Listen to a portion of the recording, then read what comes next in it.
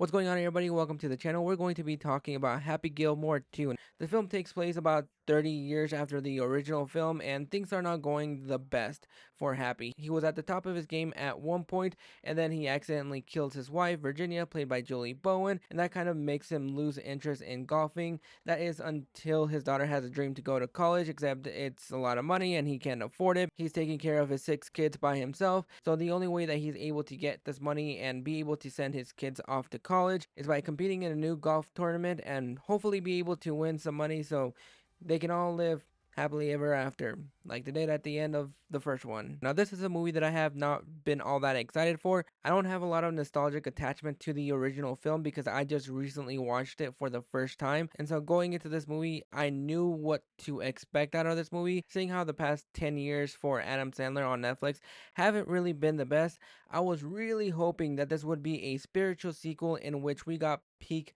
90s Adam Sandler back and be able to infuse a little bit more of that magic that we had in the original film. Because that first film is a lot of fun. It's engaging, it's touching, it has a really nice story, and you care about the characters. So I was really hoping we would be able to get that Adam Sandler in here a little bit.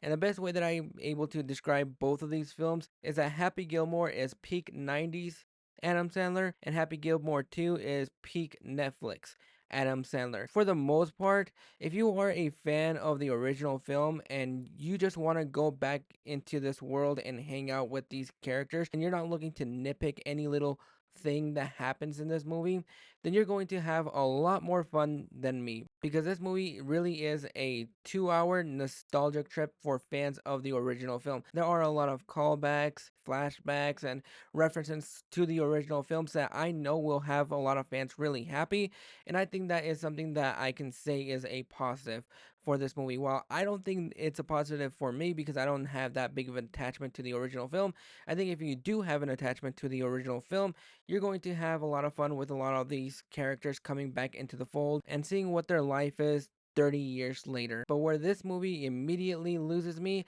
is in the first 5 minutes where we get rid of that happy ending in the first film and we just completely destroy the living hell out of it. I'm not sure if it's because Julie Bowen didn't want to be in this movie and the only way that she would be in this movie is if they killed her off immediately and she just had like a day of filming. The one thing that I hate when it comes to spiritual sequels or legacy sequels is when they basically just get rid of everything that happens in the original film and just completely destroy it just to make a generic movie. And that's exactly what this movie is. If you've seen any Adam Sandler Netflix movie in the past 10 years, then you know exactly what you're stepping into. There's nothing new in here. It's a paint by number story that we've seen a million times, and you know exactly what this movie is. This movie is basically cameo porn for about 2 hours. You have random people showing up and trying to do something funny. It's like they just showed up on set and Adam Sandler said, "Hey, try something funny. Let's try this. Let's try this," and it just came off as awkward a little bit. Happy's sons in this movie feel a carbon copy of him, and there's really nothing to them. They don't really stand out as individuals, and you can't really point to which one of these kids is better. They just don't have much to do, and that pretty much goes for everybody else besides Adam Sandler as Happy. See, what made Top Gun Maverick a phenomenal legacy sequel is the fact that you still had elements of the original film, but you furthered the characters. You expanded on them and you didn't destroy what happened in the original film.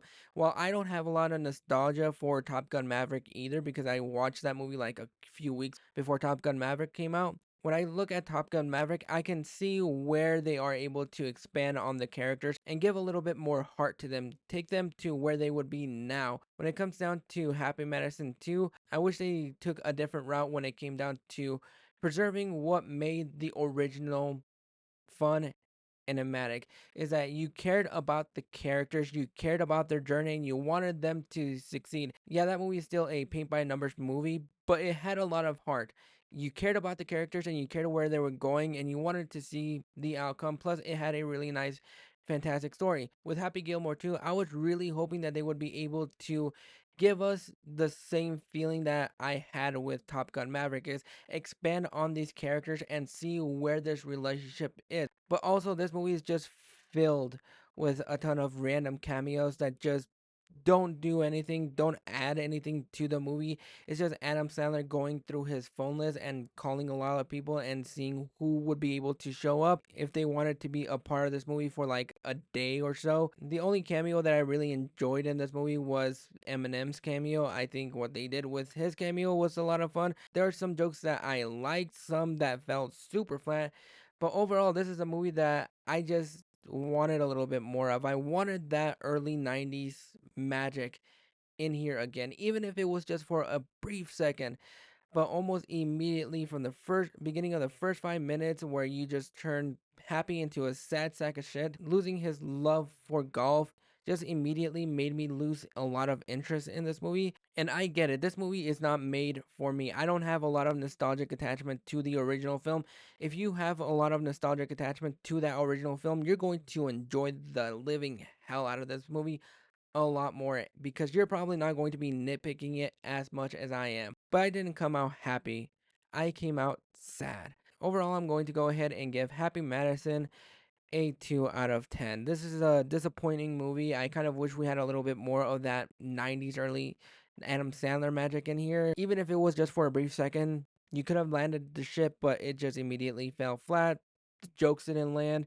The characters are not all that interesting, and you lose a lot of that magic from the original film. There's none in here. It tries to add some heart, and it just falls completely flat. But yeah, this is a movie that I kind of was hoping would surprise me and just, you know, it's pretty much everything that I expected it to be. But those are my thoughts on Happy Gilmore 2. Let me know down in the comments if this is a movie that you really enjoyed or if just one that you wish never had been made. Go ahead and drop your thoughts in the comments below.